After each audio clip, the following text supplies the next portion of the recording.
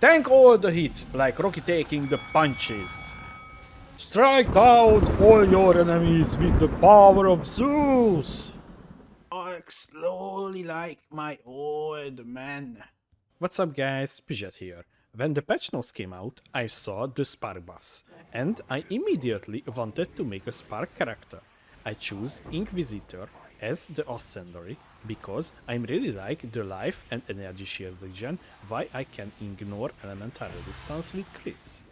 Spark is a fast moving projectile that can collide with the terrain. Because of that, our clear highly depends on the projectile speed and the projectile duration.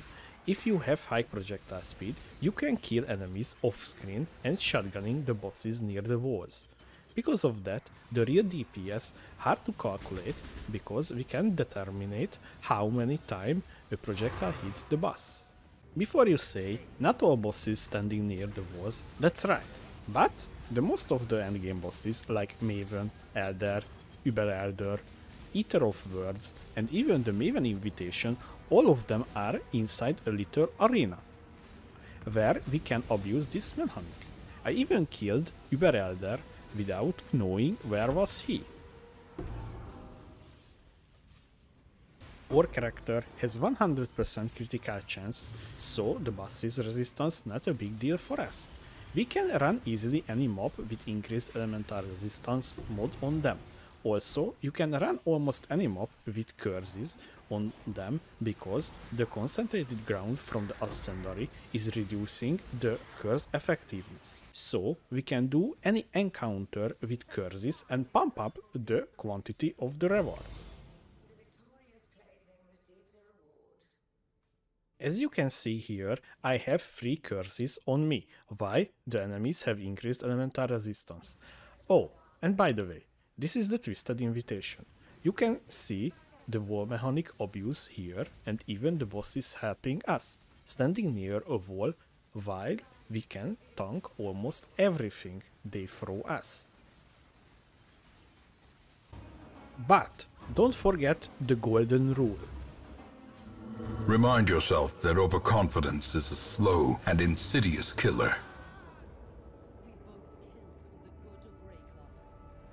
The basic mopping is really fast if you have enough projectile speed. You maybe wonder, but how much is enough? The answer is all of them. But seriously, the more is the better. My current projectile speed is increased by 95% and I still has a wand without projectile speed. So, there can be more if you can get a better wand. The map mods we are afraid of the following. Elemental Reflect because we deal massive amount of elemental damage. No regen is disabled, the life, energy shield and mana regen, and maybe the less recovery rate is a little problem for us, but doable. Just need to be very careful with our life and the mana. And lastly, that we need to watch out is the Fizz Reflect, because we use Tornado. Yes, you heard right. Tornado as a secondary source of damage on bosses, and this spell is fully physical.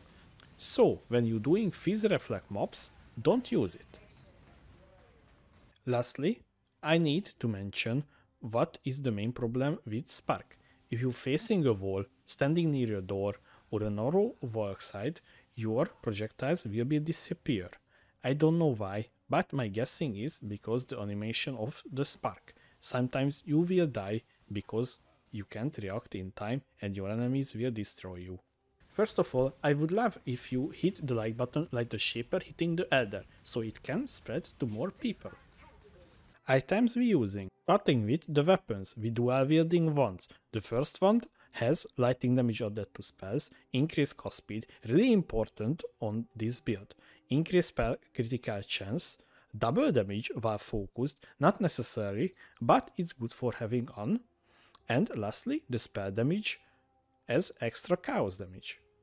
The other has the same as the first one, added lightning damage to spell, cast speed, a little bit of spell crit, increased projectile speed, which is helping us while clearing maps. Lastly, spell damage and spell damage extra chaos. Gloves influenced by the Searing Extract and Ether of Words with maximum cold resistance and chaos damage leached as life. Because we have high chaos damage, we can easily use as another life recovery option. You can easily get these mods with the corresponding orbs. The other mods, life, resistance, and important mod which is almost 100% needed is the Projectile Speed as additional target, which is helping us while mapping. Regen wise with an Abyss socket, and the rest of the mods is really basic, like life, elemental resistance, and I crafted a little bit of energy shield on them. Replica Inya's Epiphany unique boots. We're using these boots because these give us so many good things. Our character has 6 maximum power charge, so these boots give us 30% increased damage, 3% life regen, and 30% movement speed, which is so good for the 2 Chaos Orb price. The body armor is a very basic piece of gear, like life, elemental resistance, and increased maximum life as crafted mod. You can get this mod from the Betray mechanic when unveiling body armors. You can use the life as extra energy shield one, that will be even better than this, but sadly I didn't get the mod, so if you have, use that instead of this. All influenced helmet with spark fires 3 additional projectiles enchantment. Really important to get this one, because this will help you with your clear and the boss damage. The influence mod we're looking for increased damage per power charge, which is coming from the Searing Extract influence, and the rest is life and resistance. Rings with cast speed, this is really important for the build, and another thing to be mentioned is life gain each enemy hit by your spells. We have so many projectiles, so this will help us recover even faster. Lastly, we need a non-channeling skills have -7 to total mana cost. This will help us sustain our mana on a longer fights. Our last piece of gear is the amulet with high dexterity. Really important to get that match because the sniper marks we're using need high dexterity. But don't worry if you can get the max level 1. Even myself, I only have level 12 sniper's mark. The ornament we're using is infused, +1 to maximum power charges. And lastly, I need to mention you need try to aim as much critical strike multiplier as possible for increased damage. Flask we're using is a Divine Life Flask with more recovery if used while on low life. Low life is occurring when you are 50% less health, and also grants immunity to bleeding and corrupted blood immunity when used. Using a Basalt Flask for increased armor, a Quicksilver Flask for faster movement speed, a Granite Flask for even more armor, and lastly, an Enduring Divine Mana Flask for mana sustain on harder boss fights. Let's take a look on the jewels we're using. We're using 2 rare jewels, one here with critical strike multiplier with lighting skills, maximum life, increased projectile speed, and one here with critical strike multiplier with elemental skills, maximum life, and projectile speed. Try to aim to get these mods if you can, of course. Using a Watcher Eye with increased lighting damage by affected by Wrath, and lastly we're using Militant Fate Timeless Jewel and socketing here, and then taking Inner Conviction for more spell damage per power charges. Also, when you're trying to purchase one of these jewel, take a look on this node Anointed Flesh and make sure it didn't get converted just like these two here. We're starting in the Templar area, taking first Retribution, taking the Precision for increased attack and cast speed and a little bit of dexterity, taking Discipline and Training, Sanctity for increased armor and energy shield and a little bit of life regen, Light of Dignity, Holy Dominion, after that taking Devotion with Life Mastery, 50 to maximum life, taking the Jewel Socket here and Overcharge for maximum power charge. After that, jumping towards Purity of Flesh for increased maximum life and increased maximum energy shield. Taking the Reservation Wheel here, with Reservation Mastery, increased mana reservation efficiency of skills, and Arcane Potency with Critical Mastery, Critical Strike multiplier against unique enemies.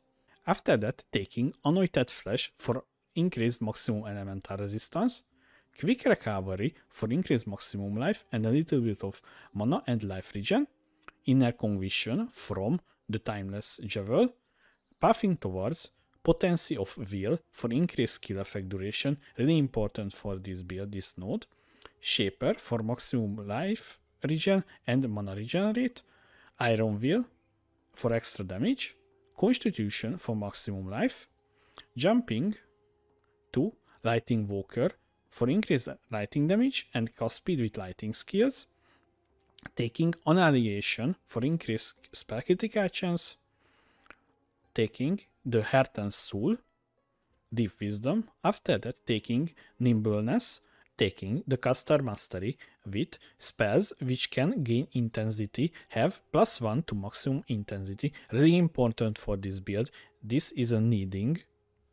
After that taking the Jewel Socket here, Jumping, Trickery, Assassination, Blood Siphon, and lastly Coordination. Pathing towards Crew Preparation with Life Mastery, increase maximum life, taking the Disciple of the Forbidden for minimum power charges, but it's so important for us to increase damage per power charge, and lastly taking Instability, maximum power charges, and the Jewel Socket here. Our ascendary choice is Inquisitor with Sanctuary, Pious Path, Righteous Providence, and Inevitable Judgment. The gemlinks are the following in our wand: Defiance Banner for increased armor and evasion rating, Clarity only level 4, really important, don't level up more or you don't have enough mana to cast your spells. In our gloves, Seal of Power with faster casting support and increased duration. We're using Seal of Power as a CD on boss fights. Start casting inside the Seal of Power and you will get more damage and take less damage from the enemies inside the circle. Tornado with increased duration and faster casting. We're using Tornado when fighting a boss. Just press the Tornado and start casting your sparks, and your Tornado will store a proportion of damage and will deal damage towards the target. In our helmet, Determination for increased armor, this is our defensive aura. Wrath, this is our offensive aura, it grants more lightning damage. And our curse, Sniper Mark. And in our wand, our move and skill setup, Flame Dash with Arcane Surge support, only level 6, don't level up more, and Second Wind. And lastly, our guard skill is Molten Shell, really important and really good defensive mechanic for us. Thanks for watching, guys, and if you have any question, please leave your comments below in the comment section, and see you in the next video.